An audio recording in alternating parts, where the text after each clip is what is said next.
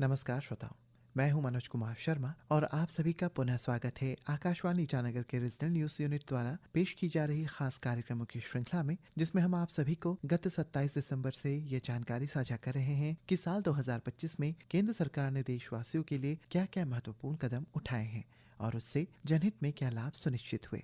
आज के इस अंक में दोस्तों आप सभी से साझा कर रहा हूं कि कैसे साल 2025 में ईज ऑफ डूइंग बिजनेस को बढ़ावा दिया गया। 2010 के शुरुआती वर्षों में भारत में कारोबार करना किसी बाधा या दौड़ से कम नहीं था, और वो भी ऐसी दौड़ जिसमें मुश्किलें और बढ़ जाती थी। दोस्तों, क्या ये आप जानते हैं कि कभी भारत निर्माण अनुमति लेने के मामले में 190 देशों में 184वें स्थान पर था, और सिर्फ अनुमति पाने में ही 186 दिन यानी लगभग 6 महीने से ज्यादा लग जाते थे, और समय न कुछ बनाने न रोजगार सृजित करने बल्कि केवल कागजी मंजूरी के लिए लग जाया करते थे। ये संयोग नहीं था, बल्कि दशकों से चले आ रहे अत्यधिक नियमों, विरासत में मिले नियंत्रणों और उद्यमिता के प्रति गहरे अविश्वास का परिणाम था।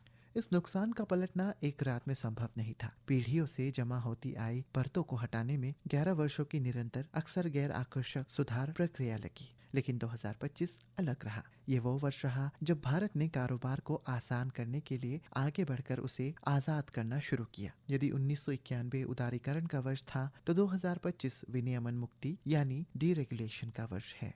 अगर 1991 ने भारत की उद्यमी ऊर्जा को जन्म दिया, तो 2025 ने उसे खुले वातावरण में सांस लेने की आजादी दी। श्रोता मित्रों, दशकों तक भारतीय कंपनियां जानबूझकर छोटी बनी रही। ये महत्वाकांक्षा की कमी के कारण नहीं, बल्कि इसलिए कि जैसे ही आकार बढ़ता सजा मिलने लगती। 10वां, 20वां या 100वां कर्मचारी रखने का मतलब था करीब 29 केंद्रीय श्रम कानूनों में छिपे अदृश्य नियामक का उल्लंघन या अनुपालन न करना। और विस्तार के साथ आते थे निरीक्षक, जांच और कानूनी जोखिमों का बढ़ जाना। और इसके तहत तार्किक विकल्प यही था कि बस छोटा या अदृश्य ही बना रहे। किंतु 2025 में यह मानसिकता टूटी। सरकार ने छोटे कंपनी की टर्नओवर सीमा को 10 गुना बढ़ाकर 100 करोड़ कर दिया, जिससे कृत्रिम रूप से विकास को रोकने की प्रवृत्ति समाप्त हुई। साथ ही दर्जनों श्रम कानूनों को समेटकर 4 सरल श्रम संहिताओं में बदल दिया गया। संदेश स्पष्ट था, अब आकार बढ़ने पर दंड नहीं मिलेगा और विकास को संदेह की नजर से नहीं देखा जाएगा। भारत की विनिर्माण क्षमता वर्षों तक कौशल या पैमाने की कमी से नहीं, बल्कि अत्यधिक अनुपालन व्यवस्था से बंधी रही। गुणवत्ता नियंत्रण आदेश QCO, जो मूल रूप से मानकों की रक्षा के लिए थे, समय के साथ अनिवार्य प्रमाणनों की जटिलताओं में बदल गए। परिणाम उल्टा और हानिकारक निकला। मेक इन इंडिया को बढ़ावा तो दिया गया, लेकिन कच्चे माल के लिए केवल QCO अनुपालन स्रोतों से आयात की बाध्यता रही। ज्यादा लागत, ज्यादा समय। परिणाम स्वरूप निर्यात महंगे हुए, अक्षमता के कारण नहीं, बल्कि इसलिए कि अनुपालन पूरी आपूर्ति श्रृंखला में घुस चुका था। सरकार ने इस वृत्ति को पहचाना। 76 उत्पाद श्रेणियों में अनिवार्य अनुपालन हटाया गया और 200 से अधिक श्रेणियां विनियमन मुक्ति के लिए चिन्हित की गई। जो काम पहले दशकों में धीरे धीरे होता था, वह एक वर्ष में तेजी से और बड़े पैमाने पर कर दिया गया। संदेश साफ था, भारत में निर्माण हो, कागजी काम नहीं। निर्यात को नई रफ्तार इस दिशा को मजबूती दे रही थी। निर्यात संवर्धन मिशन EPM 6 वर्षों की पहल 25,060 करोड़ रुपए का परिव्यय हुआ, जिसमें MSME और पहली बार निर्यात करने वालों के लिए 20,000 करोड़ की अतिरिक्त क्रेडिट गारंटी शामिल है। ये सुधार केवल मंत्रालयों तक सीमित नहीं रहे। RBI और सेबी भी बराबर के भागीदारी बने।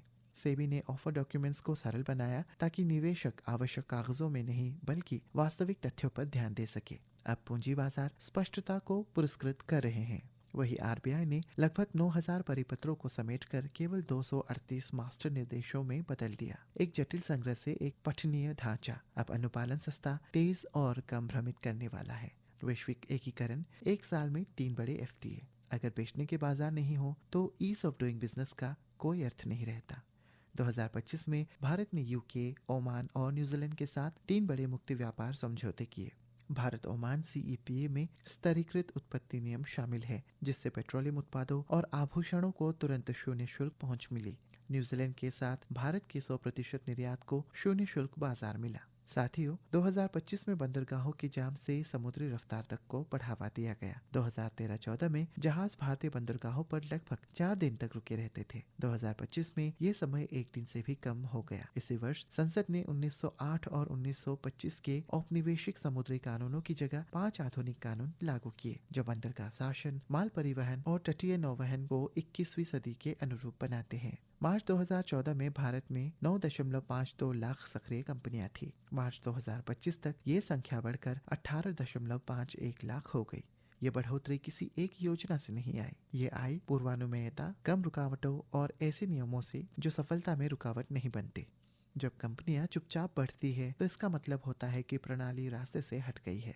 जन विश्वास केवल नारा नहीं रह गया था। जन विश्वास 1.0 और 2.0 के तहत 200 से अधिक छोटे अपराधों को अपराध मुक्त किया गया। कागजी चूक अब अपराध नहीं बल्कि प्रशासनिक त्रुटि मानी जाने लगी। पर सबसे अहम बात ये रही श्रोता मित्रों, ये पहल केवल राष्ट्रीय राजधानी दिल्ली तक सीमित नहीं रहे। 7 एनडीए शासित राज्यों में 1000 से अधिक प्रावधानों को अपराध मुक्त किया ताकि सुधार वहां तक पहुंचे जहां कारोबार वास्तव में होते हैं, जैसे कारखानों, गोदामों, बंदरगाहों और जिला दफ्तरों में। इस संबंध में दोस्तों समझते हैं आखिर 2025 क्यों अलग रहा। ये वर्ष किसी एक सुधार के लिए नहीं बल्कि शासन की सोच में बदलाव के लिए याद रखा जाएगा।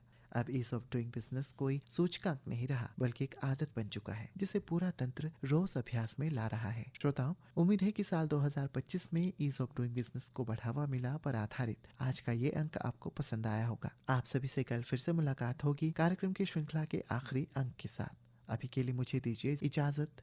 नमस्कार।